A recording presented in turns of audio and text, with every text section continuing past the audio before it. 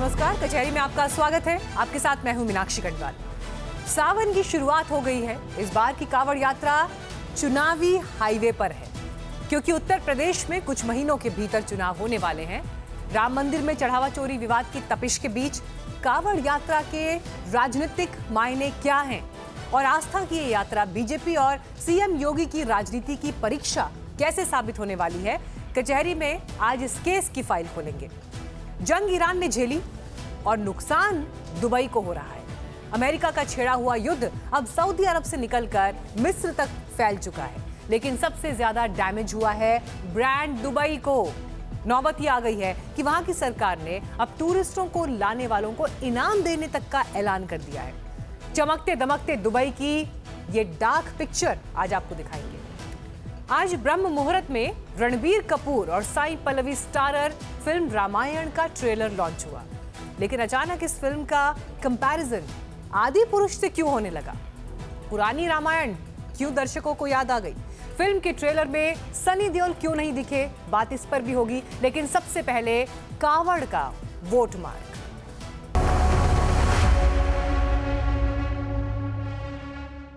राजनीति में चुनाव सिर्फ वोटों से नहीं जीते जाते, चुनाव नैरेटिव से भी जीते जाते हैं।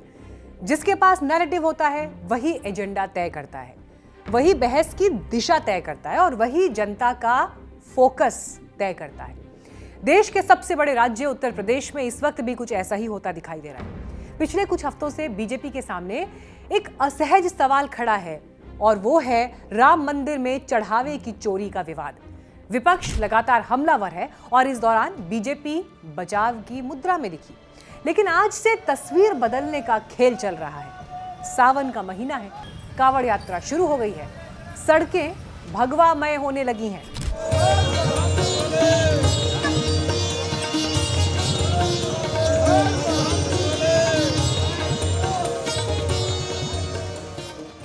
अनगिनत श्रद्धालु कांवड़ लेने के लिए शिवधाम की ओर बढ़ने लगे हैं, लेकिन इस बार उत्तर प्रदेश में कांवड़ यात्रा सिर्फ आस्था की यात्रा नहीं, ये राजनीति की भी यात्रा है। एक तरफ राम मंदिर के चढ़ावे का विवाद, दूसरी तरफ हिंदुत्व की सबसे बड़ी सार्वजनिक अभिव्यक्ति।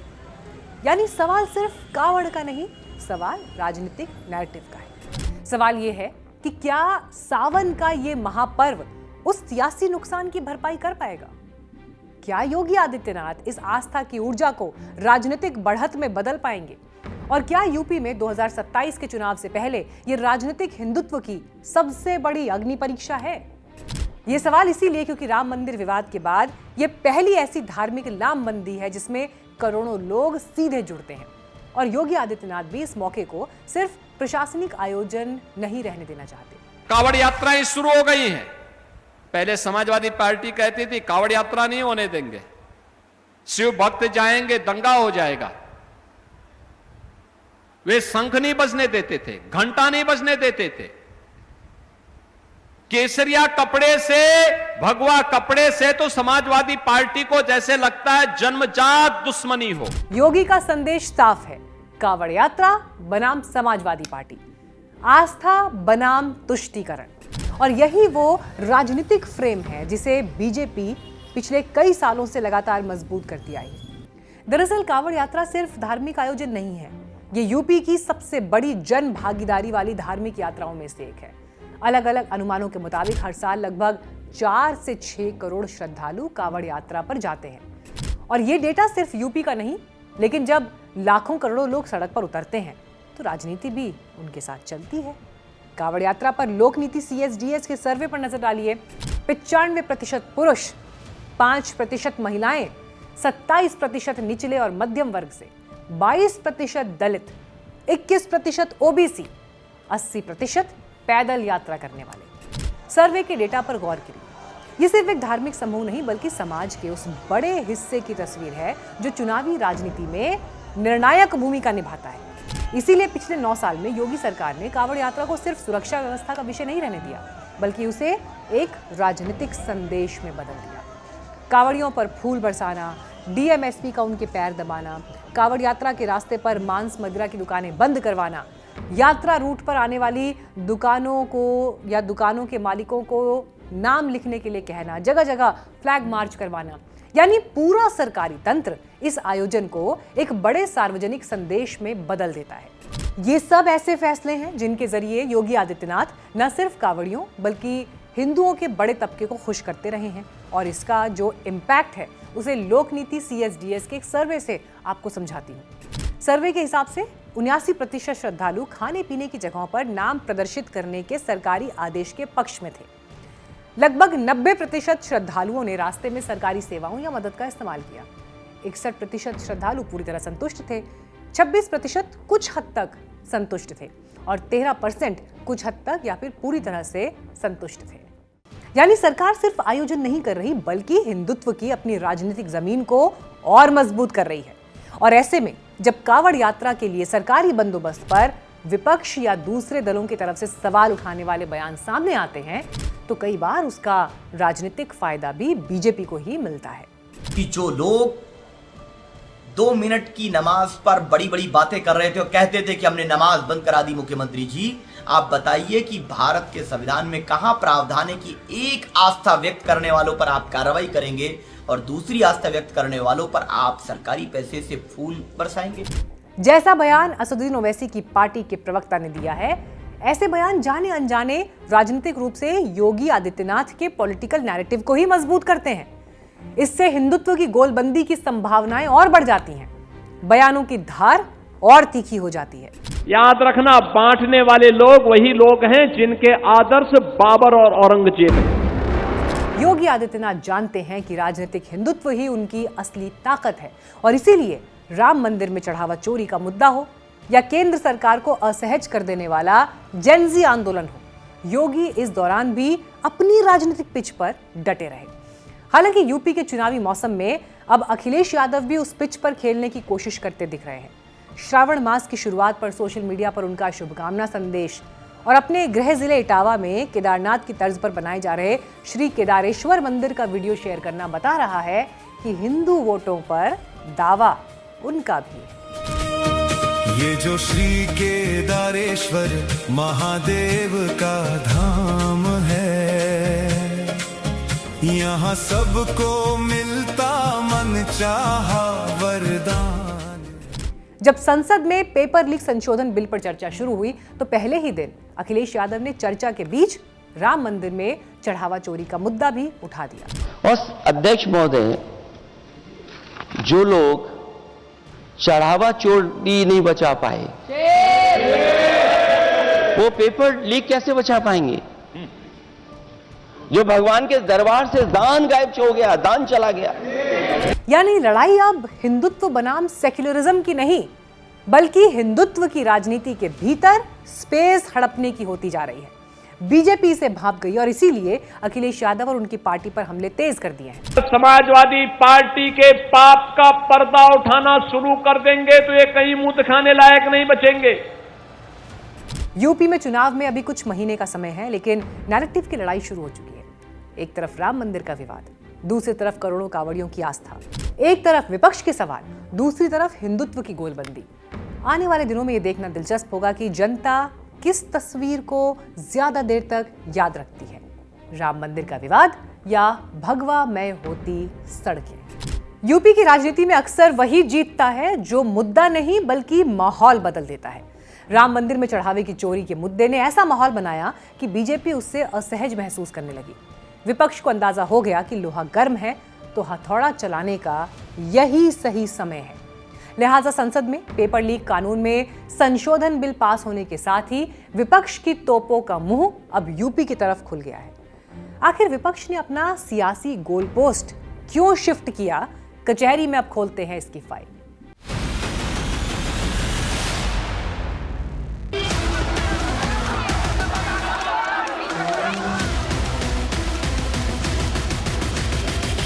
एक कहावत है, जब हवा का रुख बदलता है तो तजुर्बेकार पतंगबाज अपनी डोर नहीं बल्कि अपनी पतंग का रुख बदल लेते हैं। शायद देश की संसद में भी यही हो रहा है। कल तक पेपर लीक का मुद्दा सबकी जुबान पर था, विपक्ष एग्रेसिव था। जैसे ही बिल पास हुआ हालात बदल गए, जज्बात बदल गए, मुद्दे बदल गए। कहाँ का ये राम राज्य स्थापित करने की कोशिश करी है आपने? राम के साथ, भगवान राम के साथ भी धोखा किया, उनका चंदा चोरी करवाकर। तो ये दर्शाता है कि भारतीय जनता पार्टी की जो मानसिकता है वो किस तरह की है। तो हमने कहा था कि हम सभी जनता से जुड़े हुए मुद्दों को पूरे जोर शोर से संसद में उठाने का काम करेंगे। और गवर्नमेंट ऑडिट होना चाहिए, रेस्पॉन्सिबिलिटी फिक्स होनी चाहिए। जब तक ये नहीं होगा तब तक इतना बड़ा ट्रस्ट है उसको ऑडिट नहीं होगा। तो क्या समाजवादी पार्टी समेत पूरा विपक्ष राम मंदिर चंदा चोरी के मुद्दे को उठाने लगा है? क्या इसी मुद्दे पर अब सदन में चर्चा की तैयारी होगी? क्या इसी बहाने 2027 की यूपी चुनाव की तैयारियों का ट्रेलर दिखाया जाएगा? और क्या इसीलिए नंबर गेम की पावर पोस्टरिंग हो रही है? मंदिर से आए, अयोध्या के द्वारा ही आए हैं, अयोध्या के नाम को, मंदिर के नाम को लेकर आए हैं और अयोध्या से ही जाएंगे। और जब जाएंगे 27 में माननीय अखिलेश यादव जी के नेतृत्व में पीडीए की शानदार सरकार बनेगी। भारतीय जनता पार्टी का 50 एमएलए भी आउट ऑफ 403 403 में 50 विधायक अगर जीत जाएगा तो दुनिया का बड़ा अजूबा मानना। ये हम प्रभु श्री राम की जबान को बोला। ये वो लोग थे जो ये कहते थे कि अयोध्या तो यहाँ थी ही नहीं। ये वो लोग थे जो कहते थे भगवान श्री राम तो हुए ही नहीं। ये वो लोग थे जो मजाक उड़ाते थे कि राजा दशरथ के इतने महल थे और यहां पर हुए थे कि वहां पर हुए थे। और ये वो लोग थे जिन्होंने राम भक्त कारसेवकों के खून से सरयू लाल कर दी थी। अर्थात जो लोग अयोध्या को जिन्होंने अपमानित किया। दूसरी तरफ अरविंद केजरीवाल, इनकी पार्टी ने भी पेपर लीक के मुद्दे पर सरकार को घेरा था, लेकिन एंटी पेपर लीक बिल के बाद फिर एथेनॉल ब्लेंडिंग वाले पेट्रोल का इशू उठाने लगे। इसी सिलसिले में 1 अगस्त को केजरीवाल ट्रांसपोर्टर्स और वाहन मालिकों को एकजुट कर सरकार पर प्रेशर बनाने की कोशिश करेंगे। और ये टाउन हॉल ऐसे वक्त होगी जब खुद केंद्रीय मंत्री नितिन गडकरी ने राज्यसभा में ये मान लिया कि E20 इथेनॉल की वजह से पुरानी BS3 गाड़ियों के रबर पार्ट्स खराब हो सकते हैं। तो क्या विपक्ष को बैठे बिठाए ऐसा मुद्दा मिल गया जो सीधे आम आदमी की जेब और उसकी गाड़ी से जुड़ा है? सैटरडे को अपना जो national town hall against E20 हो रहा है ना, पुलिस को भेज के उसको रोकने की कोशिश की जा रही है। मैं प्रधानमंत्री जी को कहना चाहता हूं कि अभी लोगों ने आपको दिखाया, इस देश के लोगों ने दिखाया कि आपकी पुलिस से कोई नहीं डरता, आपकी CRPF से, आपके डंडों से, आपकी जेल से कोई नहीं डरता। तो ये डराने की कोशिश मत करो। टाउन हॉल तो होगा और E20 भी आपको वापस लेना पड़ेगा। आपकी मर्जी, आप तय कर लो। आप अभी लेते हो कि थोड़े दिन बाद लोगे? अपनी मर्जी से लेते हो कि जनता के प्रोटेस्ट करने पे लोगे? टाउन हॉल होगा। लेकिन छात्र आंदोलन की वजह से सियासी टेम्पलेट क्या सिर्फ विपक्ष की बदली? क्योंकि जैसे ही जेनजी और छात्रों का गुस्सा सड़कों पर दिखा, शायद सरकार ने यह भांप लिया कि इस माहौल में कोई भी बड़ा सियासी प्रयोग क्रिंज साबित हो सकता है। सवाल है उस परिसीमन बिल का क्या होगा जिसके लिए मानसून सत्र में जोर शोर से तैयारी की गई, जिसकी बातें हो रही थी। अभी सरकार ये पत्ते खोलने को तैयार नहीं है कि क्या इसी मानसून सत्र में परिसीमन और महिला आरक्षण संबंधित संविधान संशोधन विधेयक लाए जाएंगे या नहीं। दरअसल सरकार पहले ही इशारा दे चुकी थी कि जब तक उसके पास 2/3 संख्या दोनों सदनों में नहीं होगी तब तक वो ये संशोधन विधेयक लाने पर विचार नहीं करेगी। इसके पीछे बड़ा कारण ये है कि सरकार को पिछली बार जिस तरह से हार का सामना करना पड़ा था, उसके बाद वो दोबारा ये स्थिति को जन्म नहीं देना चाहती है। यही कारण है कि विपक्षी दलों से संपर्क भी लगातार बना हुआ है। इसमें कई महत्वपूर्ण घटनाक्रम बीच में हो चुके हैं, जिनके कारण सरकार को लगता है कि फिलहाल इंतजार करना ही ठीक होगा। इस बीच खबर यह भी आई कि सरकार इस बार one nation one election bill नहीं लाएगी। बिल पर बनी संयुक्त संसदीय कमेटी का कार्यकाल बढ़ाया गया और अब ये शीत सत्र में लाया जा सकता है। वैसे सियासत का उसूल है कि नए मुद्दे जब झांकने लगे तो बड़े से बड़े एजेंडे भी थोड़ा पीछे चले जाते हैं और इतिहास इसका गवाह है। साल 2017 का वही मानसून सत्र याद कीजिए। तब UPA 2 की मनमोहन सरकार कई अहम आर्थिक सुधारों और महत्वपूर्ण विधेयकों को आगे बढ़ाने की तैयारी में थी। सरकार को भरोसा था कि संसद में उसका एजेंडा हावी रहेगा, लेकिन तभी दिल्ली के रामलीला मैदान में अन्ना हजारे का आंदोलन फूट पड़ा। लाखों युवाओं की भागीदारी ने देश का सियासी माहौल बदल दिया। तब सरकार का पूरा एजेंडा करप्शन और लोकपाल की बहस में सिमट गया। हालांकि अभी मोदी सरकार का कहना है कि वो तो मुद्दे पर अड़िग है, विपक्ष ही है जो गोल पोस्ट बदल रहा है। जब से सत्र शुरू हुआ है तब से यह सिवाय इसके कि हाउस को डिसरप्ट किया जाए, हाउस को बाधित किया जाए और हाउस न चलने दिया जाए, इसी में उनका सारा ध्यान है। और इसके साथ साथ मैंने यह भी देखा है कि विपक्ष मुद्दा विहीन है, हमेशा गोल पोस्ट चेंज करना इनकी आदत है। सवाल यही है, क्या विपक्ष का यह बार बार मुद्दा बदलना एक सोची समझी रणनीति है या सिर्फ सुर्खियों में बने रहने के लिए की जा रही और अफवाह?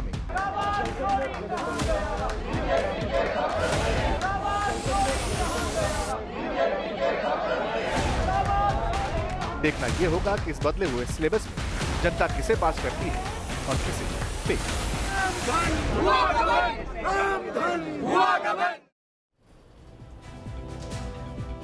जिस वक्त पेपर लीक के बीच दूसरे मुद्दों पर बात हो रही थी, जब छात्र अपने भविष्य को लेकर सड़क पर उतर रहे हैं, आंदोलन कर रहे हैं, उसी दौरान सरकार की तरफ से देश की शिक्षा व्यवस्था को लेकर, देश के स्कूल्स को लेकर ऐसी जानकारी दी गई है जो सियासी वार पलटवार के शोर में शायद कहीं दब गई। लेकिन बात छात्रों के भविष्य की है, इसीलिए आपको ये बताना जरूरी है। शिक्षा मंत्रालय ने यह बताया कि पूरे देश के 1,843 स्कूलों में सिर्फ एक ही टीचर है, सिर्फ एक स्कूल पर एक टीचर। इनमें सरकारी सहायता प्राप्त और प्राइवेट सभी स्कूल शामिल हैं। ये आंकड़े शिक्षा राज्य मंत्री जयंत चौधरी ने राज्यसभा में टीचर्स के खाली पदों से जुड़े हुए एक सवाल के जवाब में दिया। 16,357 ऐसे स्कूलों के साथ आंध्र प्रदेश इस लिस्ट में सबसे ऊपर है, जो देश के कुल ऐसे स्कूल्स का 16% से ज्यादा है। इसके बाद झारखंड और महाराष्ट्र का नंबर आता है। कर्नाटक में 8,042, यूपी में 7,874, राजस्थान में 7,200 और पश्चिम बंगाल में 6,769 ऐसे स्कूल्स हैं। इन 7 राज्यों में मिलकर एक टीचर वाले कुल स्कूल्स का लगभग 65% हिस्सा है। इसके अलावा तेलंगाना में ऐसे 4,793, तमिलनाडु में 3,957 और असम में 3,159 स्कूल हैं। हालांकि सवाल में खास तौर पर सरकारी स्कूलों के डेटा की मांग की गई थी, लेकिन सिंगल टीचर वाले स्कूलों के बारे में दी गई जानकारी में सभी तरह के मैनेजमेंट वाले स्कूल भी शामिल हैं। अब राजनीति का गोल पोस्ट चाहे कितना भी बदल जाए, लेकिन जब तक देश के नौनिहालों के भविष्य का ये सिंगल टीचर सिंड्रोम नहीं बदलेगा, तब तक शिक्षा के बड़े बड़े दावों की नींव यूं ही कमजोर रहेगी। और इस वक्त आपको एक और बड़ी खबर बता दें। नोएडा की रहने वाली कथित सैलूनकर्मी रुचिका सिंह पर प्रधानमंत्री नरेंद्र मोदी पर अभद्र टिप्पणी करने का मामला दर्ज किया गया है। उनके खिलाफ नोएडा एक्सप्रेसवे थाने में 0 एफआईआर दर्ज की गई है। पुलिस के अनुसार 23 जुलाई 2026 को दिल्ली के जंतर मंतर पर हुए एक प्रदर्शन के दौरान रुचिका सिंह ने प्रधानमंत्री के बारे में अशोभनीय अपमानजनक टिप्पणी की थी। इस घटना की शिकायत गाजियाबाद के इंदिरापुरम निवासी सुप्रीम कोर्ट के अधिवक्ता स्मृति सिंह ने दिल्ली में दर्ज कराई थी, जिसके आधार पर नोएडा पुलिस ने कार्रवाई शुरू की।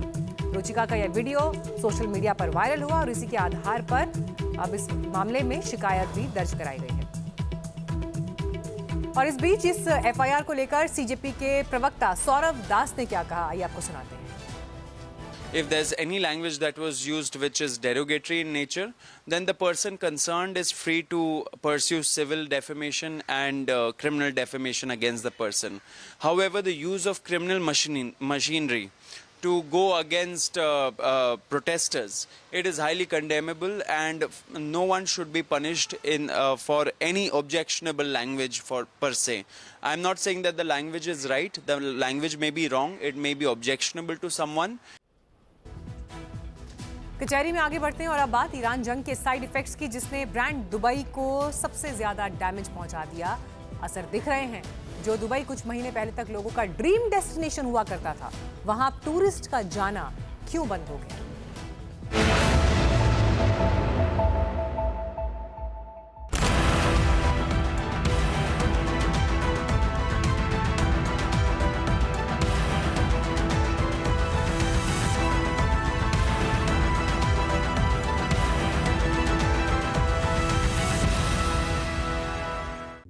अगर मैं आपसे पूछूं आपके मन में दुबई की क्या तस्वीर है, तो जाहिर है आपके दिमाग में सबसे पहले दुनिया की सबसे ऊंची इमारत बुर्ज खलीफा, दुनिया के सबसे बड़े मॉल, दुबई मॉल, दुनिया के सबसे ऊंचे होटल सीएल दुबई मरीना, दुनिया के सबसे luxurious hotel Burj Al Arab और हाईएस्ट इन्फिनिटी पूल टैटू स्काई पूल, ये सब नाम आएंगे। या फिर दुनिया के सबसे विशाल man made island palm Jumeirah की तस्वीर उभरेगी।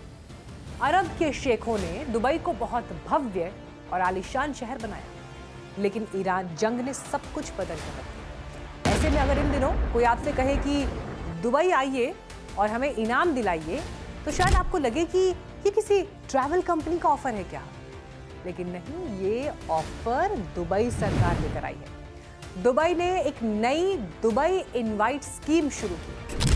स्कीम ये है कि अगर यूएई में रहने वाला कोई शख्स अपने किसी दोस्त या रिश्तेदार को दुबई घूमने बुलाता है और वो शख्स दुबई आता है, तो बुलाने वाले को 3000 दिरहम यानी करीब 68,000 रुपए तक के फायदे मिलेंगे।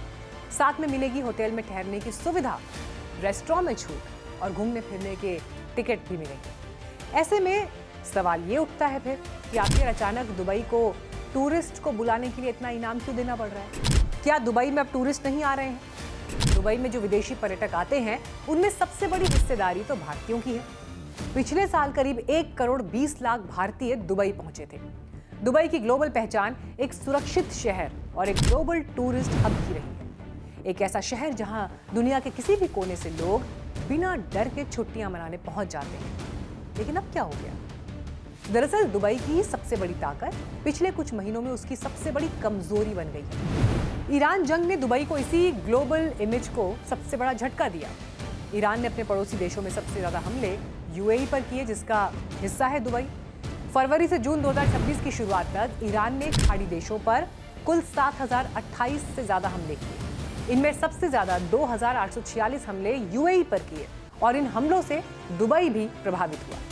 ईरान के ड्रोन और मिसाइल हमलों के बाद दुबई के आसपास सुरक्षा अलर्ट लगे, कुछ उड़ानों का रास्ता बदला, एयरपोर्ट पर असर पड़ा, कुछ इलाकों में आग और नुकसान की खबरें भी सामने आई।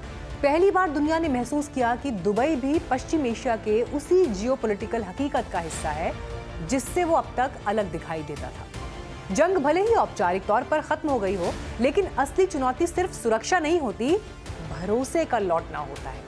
और पर्यटन पूरी तरह से भरोसे का कारोबार है। लेकिन ईरान जंग के बाद क्या हुआ, इसे एक डेटा से आप समझिए। दुबई में मार्च महीने में 2025 में रिकॉर्ड 9 करोड़ 50 लाख यात्री पहुंचे थे, लेकिन 2026 के मार्च महीने में ये सिर्फ 25 लाख यात्री ही थे नंबर्स में। यानी मार्च महीने में दुबई पहुंचने वालों की संख्या में एक साल में 65% की गिरावट दर्ज हुई। असल में अगर लोगों को लगे कि जगह सुरक्षित नहीं, तो सबसे पहले खाली होते हैं होटल, फिर एयरलाइंस प्रभावित होती हैं, फिर मॉल, रेस्टोरेंट, यानी पूरी टूरिज्म अर्थव्यवस्था हिल जाती है। और यही वजह है कि अब दुबई लोगों से कह रहा है कि आप अपने रिश्तेदारों को बुलाइए, अपने दोस्तों को बुलाइए और हम आपको अच्छा खासा इनाम देंगे। वैसे अगर इस स्कीम का सबसे ज़्यादा फायदा किसी देश के लोगों को मिल सकता है तो उनमें भारत सबसे आगे है। पिछले साल लगभग 1.25 करोड़ भारतीय दुबई पहुंचे थे। लेकिन यहाँ एक और सवाल है कि क्या सिर्फ ऑफर देकर ही पर्यटन वापस आ जाएगा? क्योंकि टूरिस्ट जो होता है वो होटल का डिस्काउंट नहीं देखता, वो सबसे पहले देखता है सिक्योरिटी। दुनिया का कोई भी टूरिस्ट डेस्टिनेशन तब तक पूरी तरह नहीं संभलता जब तक वहां जाने वाले लोगों के मन से डर खत्म नहीं हो जाता। और इसीलिए दुबई की ये स्कीम सिर्फ पर्यटन बढ़ाने की योजना नहीं, बल्कि दुनिया को ये संदेश देने की कोशिश भी है कि दुबई फिर से खुला है, सुरक्षित है और मेहमानों का इंतजार कर रहा है। लेकिन अंतिम फैसला ऑफर नहीं करेगा, भरोसा करेगा, क्योंकि पर्यटन की दुनिया में सबसे बड़ा पैकेज होटल का नहीं, भरोसे का होता है। फिलहाल वक्त एक ब्रेक का है कचहरी में, लेकिन ब्रेक के बाद आपको दिखाएंगे सुपर पावर अमेरिका के घर में चीन ने कैसे कर ली घुसपैठ। पूरी खबर ब्रेक के बाद।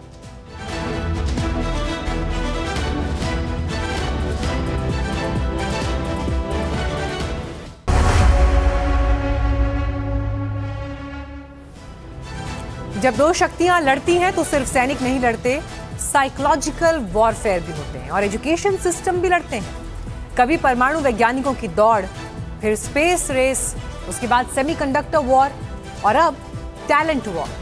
अमेरिका और चीन की लड़ाई दुनिया की सबसे प्रतिष्ठित यूनिवर्सिटी हार्वर्ड तक पहुंच चुकी है। एक तरफ बीजिंग का पैसा, दूसरी तरफ वॉशिंगटन का शक और बीच में खड़ी है दुनिया की सबसे ताकतवर अकादमिक संस्था। सवाल है, ऐसा क्या हुआ? क्यों हार्वर्ड अब सिर्फ यूनिवर्सिटी नहीं बल्कि अमेरिका चीन की नई कोल्ड वॉर का बैटलफील्ड बन चुका है? कचहरी में अगली पेशी।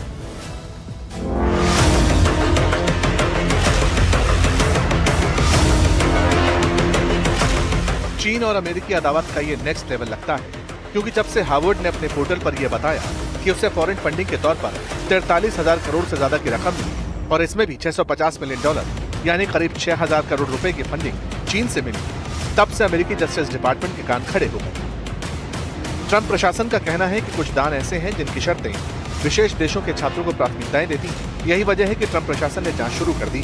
हार्वर्ड का जवाब साफ है, यूनिवर्सिटी किसी भी तरह के गैर कानूनी भेदभाव से इनकार करती है और कहती है कि वो कानून का पालन करती है। ये बहुत चिंता का विषय है कि चीन से इतनी भारी मात्रा में इतना ज्यादा पैसा वहाँ के जो अमेरिका के जो आईवी लीग इंस्टीट्यूशंस हैं, एजुकेशनल इंस्टीट्यूशंस हैं, साइंटिफिक रिसर्च इंस्टीट्यूशंस हैं, वहाँ पर इतना ज़्यादा पैसा उनकी तरफ से दिया जा रहा है, इतनी ज़्यादा सहायता दी जा रही है। हमने ये अमेरिका में भी देखा है और देशों में भी देखा है। ऑस्ट्रेलिया में इसका बिल्कुल पहले पूरा हाल ब्यौरा मिला था, जो किस प्रकार से ये पैसा देकर यूनिवर्सिटी के पॉलिसीज के ऊपर इन्फ्लुएंस किया जाता है। लेकिन क्या ये कहानी सिर्फ फंडिंग की है?